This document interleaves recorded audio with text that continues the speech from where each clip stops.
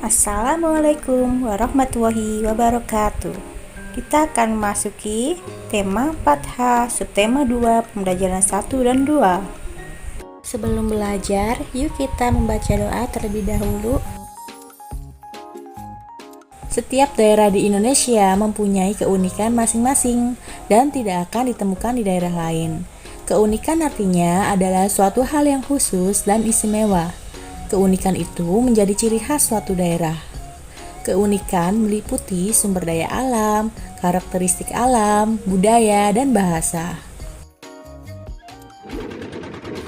Di Kalimantan mempunyai banyak sungai besar. Sungai-sungai tersebut digunakan sebagai alat transportasi untuk lalu lintas barang dan perdagangan. Sungai-sungai di daerah Kalimantan juga dipakai sebagai pasar, tempat penjual dan pembeli berinteraksi di perahu.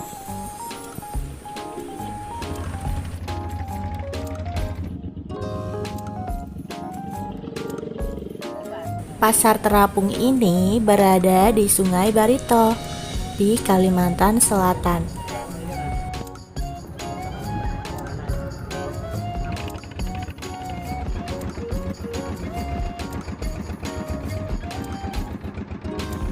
Sekarang kita akan belajar tentang pengaruh gaya terhadap gerak benda, karena gaya dapat menyebabkan benda bergerak.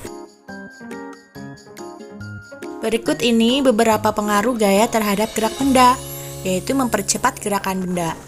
Cepat atau lambatnya gerakan benda dapat dipengaruhi oleh gaya. Saat bola ditendang pelan, bola pun bergerak pelan. Bandingkan bola ditendang dengan keras, bola itu akan melambung tinggi atau terlempar jauh dengan cepat. Nah, gaya dorong yang lemah membuat bola bergerak pelan. Sebaliknya, gaya dorong yang kuat membuat bola bergerak cepat. Kemudian, gaya mengubah arah gerak benda. Arah gerak benda dapat berubah akibat gaya, misalnya pada permainan softball. Bola dilemparkan ke arah pemain pemukul akan memukul bola hingga melambung jauh. Apakah arah gerak bola berubah? Ya, kita lihat dari video tadi. Gerak bola tersebut berubah arah geraknya. Gaya memperlambat dan menghentikan gerak benda.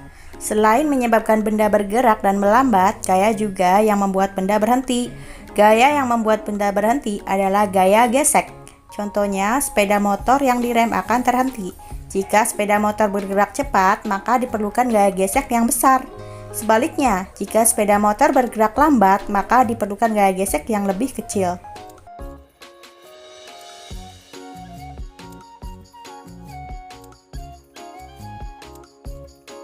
Keunikan suatu daerah dapat berupa potensi sumber daya alam, keindahan alam, dan adat istiadatnya.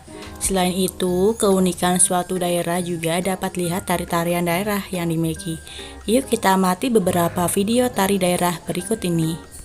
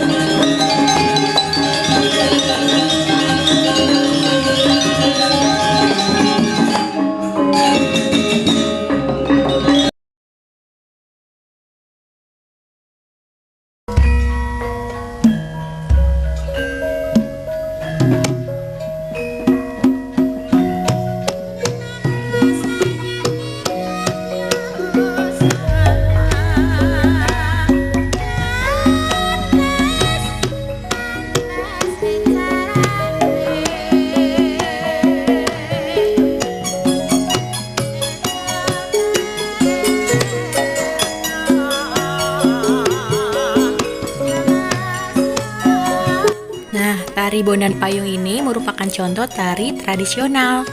Dan tari sebelumnya, tari Tortor Sipitu Cawan dan tari Legong adalah tari tradisional juga.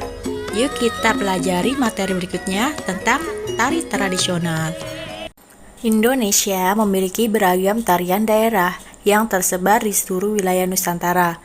Berbagai tari daerah yang ada disebut juga tari tradisional. Tari tradisional adalah tarian yang tumbuh dan berkembang di suatu daerah tertentu yang dianut secara turun-temurun oleh masyarakatnya. Tari tradisional umumnya memiliki nilai sejarah yang tinggi, pedoman yang luas, dan berpijak pada adat istiadat. Tari tradisional dibedakan menjadi tari klasik, tari rakyat, dan tari kreasi baru. Berikut contoh dari tari klasik, yaitu tari serimpi. Tari klasik adalah tari tradisional yang lahir di lingkungan keraton dan diwariskan secara turun-temurun di kalangan bangsawan. Tari klasik memiliki ciri khas yaitu berpedoman pada aturan tertentu, memiliki nilai keindahan yang tinggi dan makna yang dalam, serta disajikan dengan penampilan yang mewah baik gerak, riasan, dan kostum yang dikenakan. Kemudian ada tari rakyat, contohnya pada tari piring. Tari rakyat adalah jenis tari tradisional yang lahir dari kebudayaan masyarakat lokal dan diwariskan secara turun-temurun sampai sekarang.